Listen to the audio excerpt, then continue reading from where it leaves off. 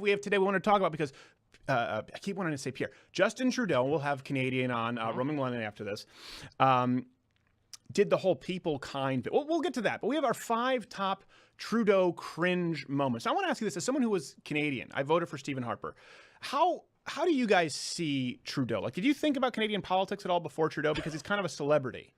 I didn't know. I don't think I even knew who the Prime Minister of Canada was before. I just wasn't paying. Maybe I wasn't paying attention, but I feel like he has been shoved in the limelight because of the suave little. Were you familiar with Stephen Harper or not so much? Not at all. Okay, he was like our Ronald Reagan, and that's what I was talking about with Joe Rogan about it. Going like, listen, like it's okay to mock him, but the fact is, all these comedians mock Stephen Harper because he was the Christian conservative. Right. We didn't have the housing crisis. Like he did we were higher on the Economic Freedom Index for the first time in the United States when you had Harper and President Obama. Oh my God, could you imagine if we had 8 years of overlap between Trudeau and Obama?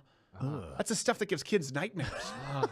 I don't think most Americans spend any time thinking about Canadian politics, though. So, no offense. Somehow this guy has shoehorned himself in. Well, it's because he seems to be somewhat fashionable and he says stupid stuff that the left loves. No, but they don't really. But they don't know they're stupid. That's the thing. It is like it's kind of like Kim Jong-un, but a totally different lack of self-awareness. Sure. Yeah. Okay, so let's go through the worst possible moments. I don't even think Gerald has seen these. So number 5, we all agreed, is his Bollywood dance fiasco. Let's roll this. Look at this. The thing is, like, first off, he had to buy that outfit and decided he was going to do the girl version of the dance. Because that's a man you want to trust with the national security. And it's like in a back room at a YM. It's like in the back room at a Hilton Garden Inn. They only got half the room, too. The only thing more cringy itself is that the Canadians just fawning over it. They just love him. I remember seeing Jay Baruchel in an interview recently, and he's like, "Well, you know, we like our prime minister, obviously, with Trump, and now, you know, we tease him a bit." And you're like, "Really? How do you? You know, he's very good looking." And I'm like, "No, that's not how you tease him. Because he's insufferable, just absolutely, just mind-numbing walking vagina. That's why you make fun of him." Okay, number 4 is this. Who could forget this one? When he was asked why he had so many women in his cabinet. Obvious answer is obvious. I understand one of the priorities for you was to have a cabinet that was gender balanced. Why was that so important to you? Because it's 2015. I love how that's it's met with cheers. Just as surely if he'd have said, because they're the most qualified people for the job and that's the only reason, he would have been met with, "Oh!" Exactly. How the nerve! He looked like he made it up on the spot, too. He looks like, yeah, prepare for this. Well, that's how easy it is. What day is it? What day is it? 2015. The left does that all the time. We've talked about it. They just say, it's time for this. Yeah. It's time for same-sex marriage. Okay. It's time for an all-women cabinet. I guess it's time for a black president. I never realized. It's time for a woman president. Hold on. I was still on the before it's time. You can't keep going. There's Bruce Buffer. Why? It's time. It is nonstop. That's all it is. The argument is just, It's time for giraffes to have equal equality marriage and just fill in the gap with arcade machines. It's time for Salon to promote a pedophile 3 times in a row. Yeah. It's time. How about it's time for generic old white guys to be at the tiller of the ship every now and then. Can we just get the smartest people? I don't like that, but I said it's time. That's true. Doesn't that work? Okay, so number 3 is the recent one. We'll analyze this. This is the one, of course, the infamous from this week, people kind joke. And I'm aware as to what people say about this clip. Let's roll it first. Maternal love is the love that's going to change the future of mankind. So we'd like you to look we like to say people kind, not necessarily mankind. More inclusive. There we go. Exactly. Okay. Yes, thank you. We can all learn from each other. Now, he said that's a joke. She's clearly not aware it's a joke. The audience not aware it's a joke. And it seems not like the kind of a joke that a progressive would make. No. Now, this is where the preponderance evidence, the totality of all the clips we show you would lead one to believe it's not a joke. Because you could watch that and say, I think maybe what... No, I don't think it was a joke. And something else, this is actually what happened with Andrew Breitbart. This is a story. Shirley Sherrod. Everyone came down on him because Shirley Sherrod was fired. She worked in the agricultural department. Again, people are going, why don't you know the exact title? But she was giving a speech to the NAACP, and she talked about a white farmer coming to her, and she said, I did not offer him the full extent of my help because of his race. And the NAACP collapsed. Now, when Andrew Breitbart posted this article, he posted it, and he said, just so you know, at minute 20, her humanity eventually gets the better of her, and she does go on to say that she then realized it wasn't about race, and she helped white and black farmers alike. So this was posted the original time Andrew Breitbart posted the video. He said, but the reaction from the NAACP at that snapshot in time was to clap and cheer simply at her saying, I didn't help the white person, right? So he was, and then of course, an editor at Bill O'Reilly took it out of context, thought we can make this lie sexier than the truth, and Shirley Sherrod got fired, and they said Andrew Breitbart edited it out of context when he never did. His point was the NAACP reaction. The reaction there from the audience tells no one there thought it was a joke. No. He also said inclusive. Yeah. A progressive doesn't joke about inclusivity. Like, No. especially after following, this is after the women in the cabinet 2015. Now all of a sudden, it's a topic rife for satire. Yeah, He exactly. also has a problem with the English language. Man is inclusive. Yeah. Man does not necessarily mean just you. You can use it to mean everyone. Come on. Like, Yeah, I know, but that's the thing, Why is is that the thing? because they're trying to score points with offense. I know. Yeah. Just exhausting. What? You look like you're looking to jump in there, Sun Computer. Yeah, well, Beep, whenever I see Trudeau, I just wonder if he actually embraces his lifestyle, Beep. If he just stands in front of the mirror every morning and just goes, I'm just such a giant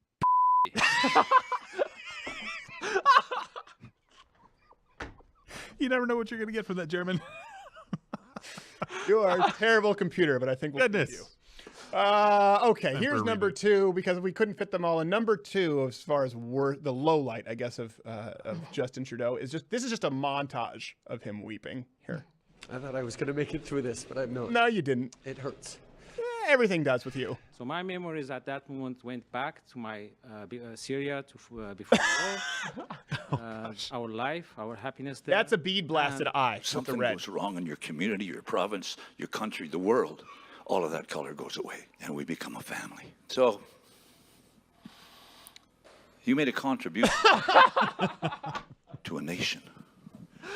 By the way, here's one thing. I don't want to be like, there's nothing wrong with a man crying when appropriate, okay? No. I'm not the guy who says you can never cry. But one thing, there's a difference between crying and it being your calling card, right? Yeah. Men who cry, you wanna avoid it. If you actually cry and it's at a point where it's just you were touched, and that happened. That's actually Hunchback of Notre Dame was really made me cry. That and The Fox and the Hound Oh, gosh. are really that tough one's to so watch. sad. Yeah. But you know, if you're there with your wife and like, okay, I probably shouldn't be crying at this. It's something you kind of keep subtle.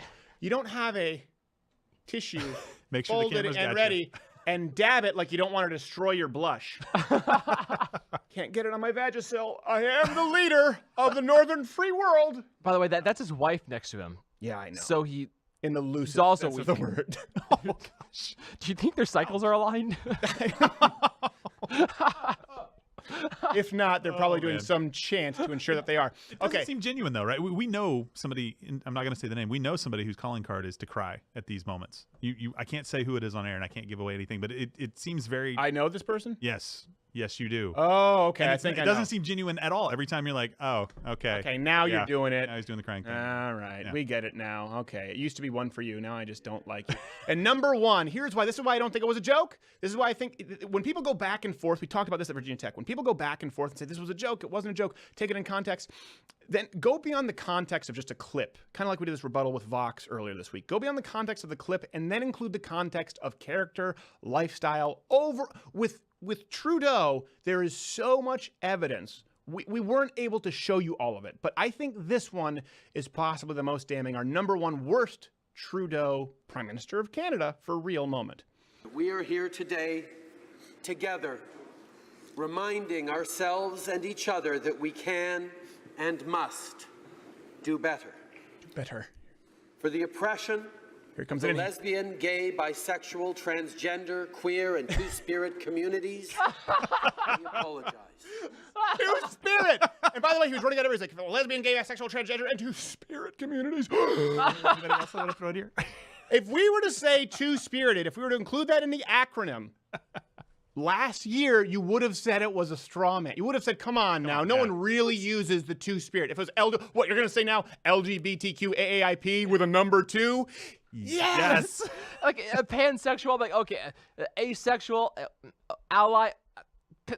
You jumped right to two-spirited. Two-spirited.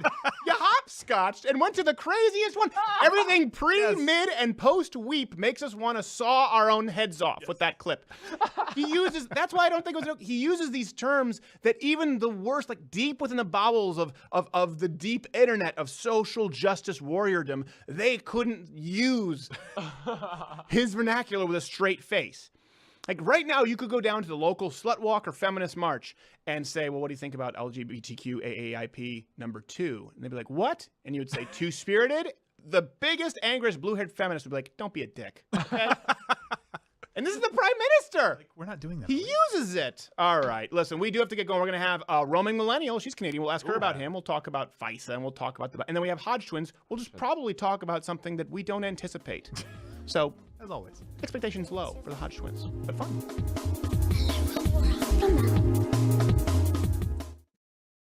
Hey guys, did you hear? What? Are you talking about what I think you're talking about? Danks is the home of the $50 ounce. Danks Wonder Emporium just got a fresh drop of $50 ounces. What? $50 ounces? Yeah. Nug flour. Everybody loves big Nug $50 ounces. Danks is the home of the $50 ounce. When were you guys gonna tell me? Tell you what? About the $50 ounces! Danks is the home of the $50 ounce. Can you guys even hear me? We just told you. Danks Wonder Emporium just got a fresh drop of $50 ounces, so don't miss out. So you're telling me now, when is Danks Wonder Emporium gonna have them? Now! Danks is the home of the $50 ounce. You guys can't hear me, can you? So you're telling me Danks has $50 ounces I can just walk in and pick up? Yep. Danks Wonder Emporium is the home of the $50 ounce.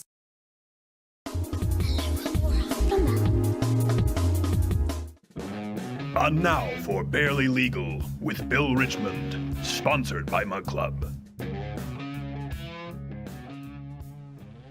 Hi, Bill Richmond, Louder with Crowder's half-Asian lawyer, here to explain sometimes confusing legal terms and concepts.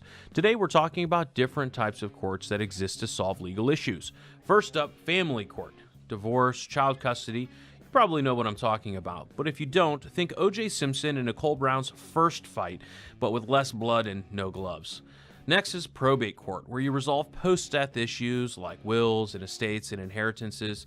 It's the place Anna Nicole Smith hung out on weekends hoping for a pot of gold. General jurisdictional court is a potpourri of judicial forums. You get a little civil, a little criminal, a little family, a little probate. A lot of small-time, small county courts are like that. Then you go to the next level, the Court of Appeals, where someone smarter is going to be checking your work. And finally, the Supreme Court at the top dog in most states and the United States.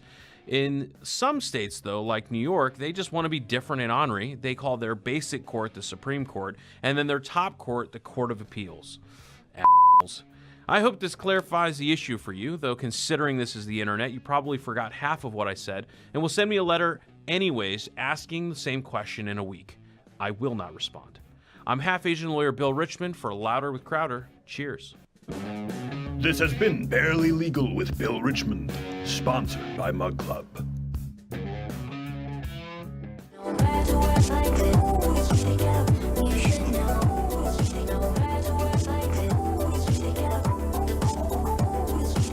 I don't know what this is. If you do this in the club, you're pointing something in. There's something important and going someone on else above is your head. pointing you out the door. Yeah. You know who That's never usually- gets pointed out the door at the club? Our next guest. Next guest. She's lovely, but she looks like she's at the gates of hell right now. You follow her on the Twitter at Roaming Millennial, and here she is. She has her new show, obviously, at CRTV. If you're a Mug Club member, if you join over there at CRTV, Roaming Millennial Uncensored. Because I tell you what, when I think Roaming Millennial, I think censored. Filthy mouth. Yes. The filthy. How are you, Ms. Millennial? I am good. Thank you so much for having me on. So this is a fireplace behind you. But Yes. it's something like from a Bugs Bunny cartoon where would be if he listened to the bad devil on his shoulder and then he'd end up there. Yeah, well, the theme we were going for was kind of like edgy, looks like a place you'd want to drink scotch. I don't drink scotch, No. but when people look at my set, I want them to think, oh yeah, well, what a classy place. So I really like it. Because when I think classy, I think half Asian Canadian drinking scotch in front of an electric fireplace. Right? Isn't that just like the epitome of like moneyed opinions? It's like next step is white glove service. It's part of the bourgeoisie. So Roaming, your show just started recently here. It launched your new year at CRTV, right? How's this go? Is it nerve-wracking for you? Excited? It's exciting. I'm having a lot of fun with it. I'm at the stage now where I have so many different segments that I want to do that my producer was actually kind of like, okay, like we're kind of at the point now where every different story is its own segment. So maybe we just try to keep to the like 8 we have so far, considering it's only a 10, 20-minute show. Yes. But it's a lot of fun, and I like the new format. I'm really liking, all of the fancy equipment and stuff. It's so much of a step up from what I'm used to. So Right. I'm in the honeymoon phase at the moment. It's more work, but I think it's worth it. Is there any threat of a roaming millennial shutdown? Looks like we've probably avoided that here, but of course everyone was afraid the sky is falling, the government shutdown. Am I the only one who, when this happens every year, I couldn't care less? Well, I know, just this past time that everyone was freaking out, and I was kind of thinking, like, do you guys not remember that this has actually happened before in recent history? I think, 2013. Yeah. I was doing my internship in DC at the time, and it's like, I mean, yes, it's awful, but I think a lot of people don't understand what government shutdown actually It's not really entails. even a shutdown. It's more like government light for a couple days. Right. It's not even a full Right. shutdown. It's like Yeah. it's just a little bit lesser version. Yeah. Kind of like going down to Coke Zero. Yeah.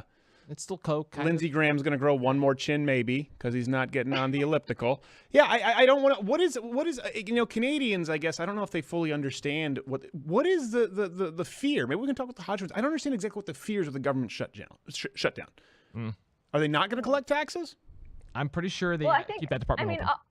Obviously, I don't want to minimize the effect this has to people like, military members who I know it does really affect their ability to do things like claim benefits and stuff like that. I think maybe even their pay. So I don't want to minimize it too much. But I think last time, I know all of the staffers that I was working with, their pay wasn't coming in, so it sucked for them, especially since they're living in DC, so pretty much living paycheck to paycheck. And I know last time they made a big show of shutting down national parks and even outdoor monuments that like it actually required them to spend more money closing them off and make sure they're being watched rather than to just let people walk through them.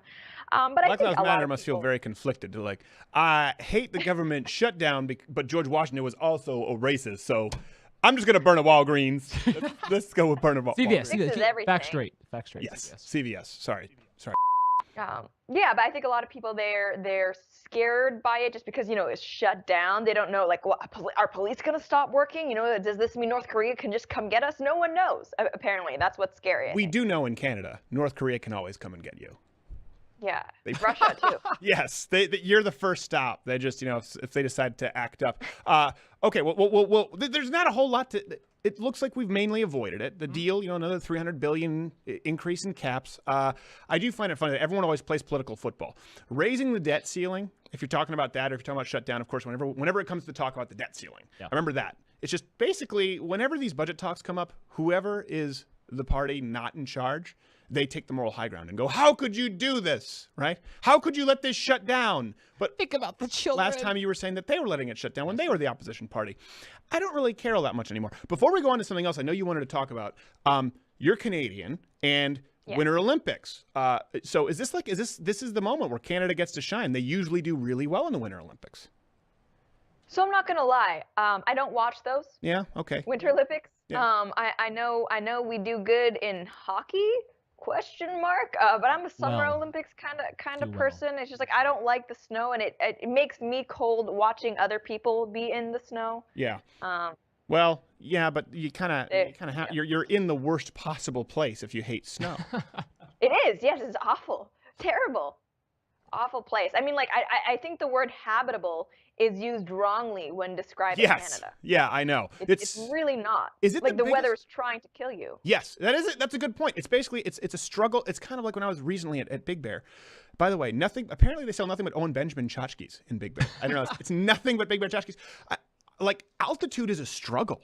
You're basically struggling to survive with each breath. You're going, and your lungs are saying, "No, bitch, I didn't say you could do this right now." It is hard, and that's what Canada is. You walk out, Montreal anyway. It's so cold. Human beings were not meant to live there. So are you explaining exactly? And actually, we had the issue where our propane tank ran out because there was an especially cold week just recently. It was like -40, so we were using more heat, and actually our propane company really dropped the ball. So we didn't have propane. It actually ran out. It was like. It went from 20 degrees Celsius in our house to like 10, and it was kept dropping, but they couldn't actually come fill the tank because we'd also had a lot of snow, so we actually had to go shovel it. It was this whole thing. We didn't have heat for like 2 days, and let me tell you, this is not a place where you can live without electricity. No, or without it is heating. not. It is not. But by the way, electricity not necessary. I don't think you realize how discriminatory, because Haiti is still a beautiful, wonderful country. And plus, how dare plus you? in Canada, you have all the LGBTQ and it's two-spirit. Two-spirit. Keep you warm. The All tolerance winter. is what keeps us warm. Yes, the tolerance is what keeps you warm, and also the body temperature set tiers of Pierre Trudeau. Justin Trudeau. I always say Pierre Trudeau. They're both the worst. Because obviously it's two Don't worry about Trudeaus. it. We just did sorry, before you came on, you didn't get to see it, a top 5 awful moments with Trudeau, and it was so hard. Must be hard to choose. Yeah, it is hard to pick one. So tell us about this. You're talking about this on your show. 120 decibels. I think I have that. Do I have that right? There's Sven at Sven Computer. Sven's just not. I think so. That's good enough for me. Tell us a little He's bit a big about picture guy. Yes, he's a big picture guy. Yeah. Tell us a little bit about it for people who don't know, and you've been kind of following this story.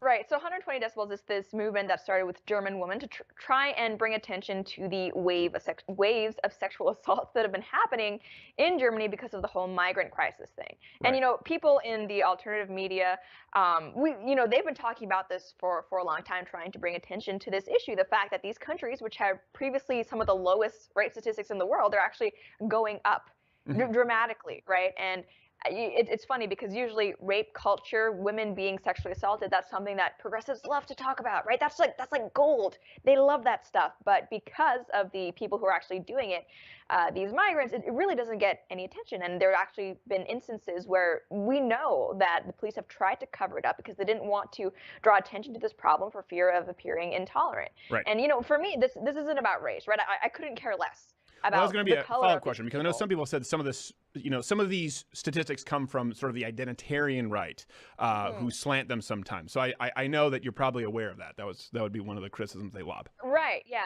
And I know, anytime something like the migrant crisis comes up in Europe, that's always, the people who are most vocal about it right now, frankly, are the alt-right and the identitarians.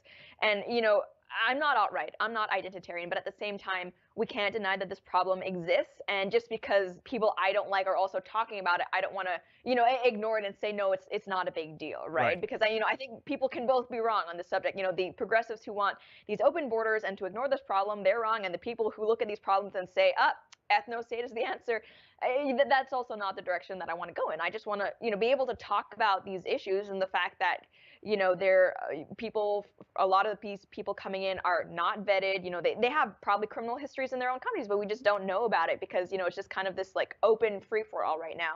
And, even people who are being caught, they're not being sent back, and it's because of political correctness. So I totally And criminal agree, record, though, by the way, let's be real here. That's a very low bar with a lot of these countries that they're coming from. If there's a criminal record, you done some stuff, because it doesn't make the list. And by the way, yeah, if you remove the identitarian idea of it, or this sort of racial politics from it, this happened in Detroit too, where murder rates increased. They actually fluffed up the population number in Detroit, and because so many murders would go unsolved, they found a way to tweak the numbers. And if you search it right now, you can. I don't remember exactly what they did. I think we did a piece on it a while back, but people said, well, how all of a sudden did the murder rate go like this and then drop?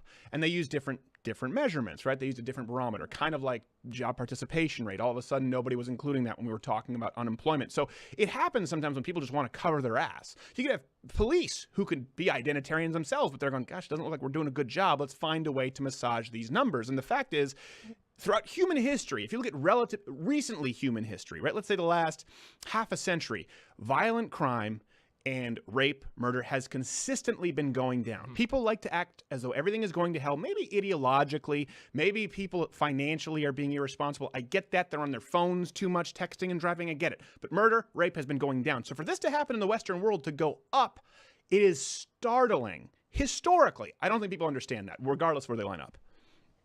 Right, very much so. And I think the issue for me is that I really feel for these women because they're in countries where, you can't just have like, Castle lost, stand your ground, lost Second Amendment, right? No. I mean, it doesn't work like that over there. And I think the reason why I'm so interested in it, because I look at what's happening in Canada, right? We're kind of, I would say, in the position of Sweden, like maybe like 15 years earlier.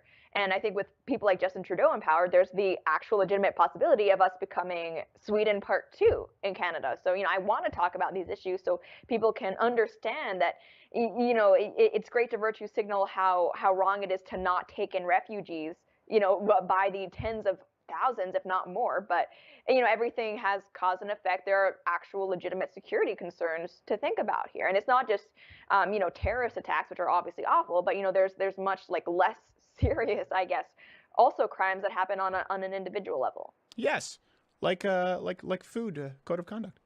That happens. They should all be getting an F. Yeah. When it comes to the sanitary department. Do you know, I remember in California, I was eating in a breakfast place one time for years when I lived in LA, and it turned out it had a B from whatever that rating in California. And I thought, well, it's A, B, C. And my friend said, no. B is like next stop. They're serving pigeon from the rooftop. Like, you do not go to B. Really? You never consider it. It turns out that's why I was violently ill. We can solve all these issues.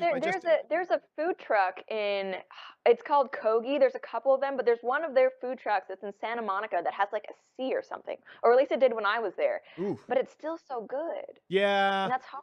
Well, that's the half really Asian in good. you. Just like Kenny Wong and Brassard, where I was raised, they would just be shut down. That is one thing I will say. The Asians are very resourceful. It's like they shut them down. Like, no, hold on a second. You can't serve C. Go, free food. Okay. They shut down, go bankrupt. It's just another name. It's the same guy. We had the same restaurant. It was Kenny Wong. Had maybe 15 different names. Google it. In the South Shore of Montreal. And we just expected it. You came to expect it. I was like, can we put these people in jail? Is some crime being committed here? That's the same sign. One time they just changed, I think, to Lenny Wong. You didn't even change. You just took the portion of the K and made it an L. And still, with the bad shrimp. We can solve it all just by passing a budget. More money. Okay, it is Roaming Millennial, uncensored, crtv.com. Of course, CRTV if you're a Mug Club member. And people can still watch some of your stuff on YouTube. Is there anything else that I'm missing? Sorry, Miss Millennial. No, they got the YouTube, still posting videos there. 1 out of every 3 episodes of Uncensored that airs on CRTV is mirrored on YouTube. Twitter at Roaming Mill. I think that's pretty much it. Sounds good. And stay tuned, everyone. You want to watch this stuff from Millennial. She's uncensored. She's just a potty dog. Pretty much hot. Have your finger ready. We'll go back. That's cookies. Get back. We got it on slide. Does it get up? There we go. Keep clinking. Are you got it? Hey guys, did you hear? What? Are you talking about what I think you're talking about? Danks is the home of the $50 ounce. Danks Wonder Emporium just got a fresh drop of $50 ounces. What? $50 ounces? Yeah. Nug flour. Everybody loves big Nug $50 ounces. Danks is the home of the $50 ounce. When were you guys gonna tell me? Tell you what? About the $50 ounces! Danks is the home of the $50 ounce. Can you guys even hear me? We just told you. Danks Wonder Emporium just got a fresh drop of $50 ounces, so don't miss out. So you're telling me now, when is Danks Wonder Emporium gonna have them? Now! Danks is the home of the $50 ounce. You guys can't hear me, can you? So you're telling me Danks has $50 ounces I can just walk in and pick up? Yep. Danks Wonder Emporium is the home. Keep clinking. Are you got it? Shut down time with no federal government. Who will tap our phones? Shut down time.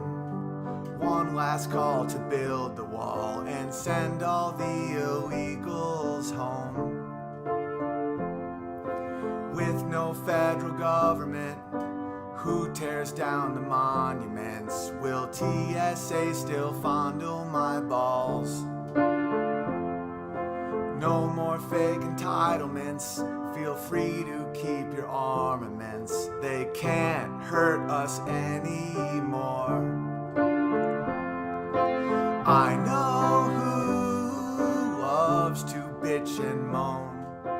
I know who wants to raid my home. I know who wants to block my kids' hormones and launch some drones. Shut down time. Who will sell uranium to Putin and some more to Iran? Shut down time. Feds don't care about opioids, vet suicides unless they are trans. Shut down time. Buffalo and Yellowstone are going unprotected tonight. Shut down time. More soy for all the boys, so they have low T and they cannot fight. Fight. I know who wants to raid my home. I know who has closets full of bones. I know who loves to tap our phones and block our kids' hormones. Closing time. Every Great Depression comes from governments that overspend. Don't threaten us with a good time, federal government. See you later. And don't you come back. And now for Barely Legal with Bill Richmond, sponsored by Mug Club.